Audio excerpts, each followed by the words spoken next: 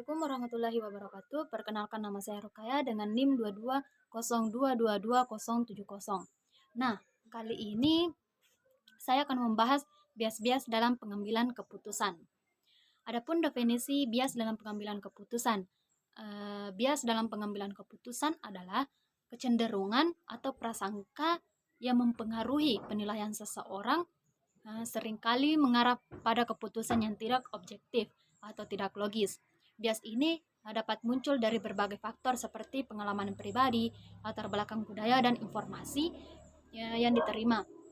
Jenis-jenis bias termasuk jenis konfirmasi, di mana individu lebih memperhatikan informasi yang mendukung ketidakjelasan, serta bias overconfident yang membuat seseorang terlalu percaya diri dalam kemampuannya.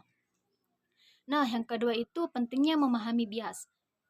Pentingnya memahami bias sangat penting karena dapat membantu individu membuat keputusan yang lebih objektif dan adil. Dengan mengenali bias, kita dapat meningkatkan keterampilan berpikir kritis, menghindari kesalahan dalam pengambilan keputusan, dan mempengaruhi informasi yang menyesatkan. Selain itu, pemahaman tentang bias mendorong komunikasi yang lebih efektif, baik memperkuat empati terhadap perspektif orang lain dan menghindari polaris dalam diskusi. Hal ini juga berkontribusi pada literasi media yang lebih baik, memungkinkan kita untuk lebih bijak dalam mengonsumsi informasi di era saat ini. Nah, adapun jenis-jenis bias. Jenis-jenis bias yang pertama itu bias konfirmasi individu. Cenderung mencari informasi yang mendukung keyakinan mereka, memberikan informasi yang mementingkan. Contohnya, mencari berita yang sesuai dengan pendapat pribadi. Yang kedua itu bias penjangkaran. Kecenderungan untuk terlalu bergantung pada informasi awal saat membuat keputusan. Contohnya, mempercayai harga awal sesuai produk meskipun ada diskon. Yang ketiga itu efek Barnum. Percayalah bahwa deskripsi umum tentang kepribadian berlaku khusus untuk diri sendiri. Contohnya, memahami ramalan zodiak yang bersifat umum. Jenis yang keempat itu efek ikut-ikutan. Efek ikut-ikutan mengikuti tren atau pendapat orang lain tanpa mempertimbangkan pandangan sendiri. Contohnya bergabung dalam tren bersepeda karena banyak yang melakukan. Yang kelima itu heuristik ketersediaan.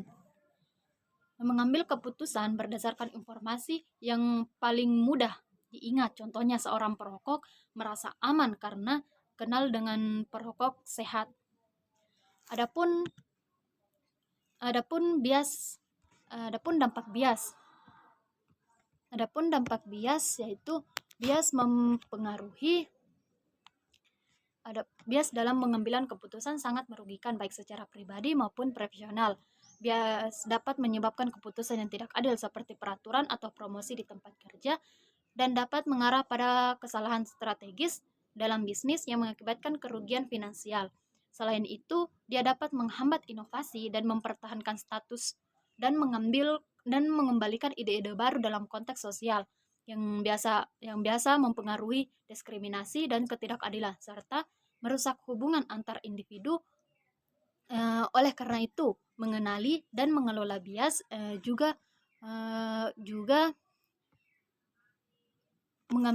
untuk mencapai keputusan yang lebih objektif dan efektif.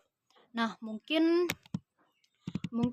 hanya itu yang saya bisa sampaikan mengenai bias-bias dalam pengambilan keputusan.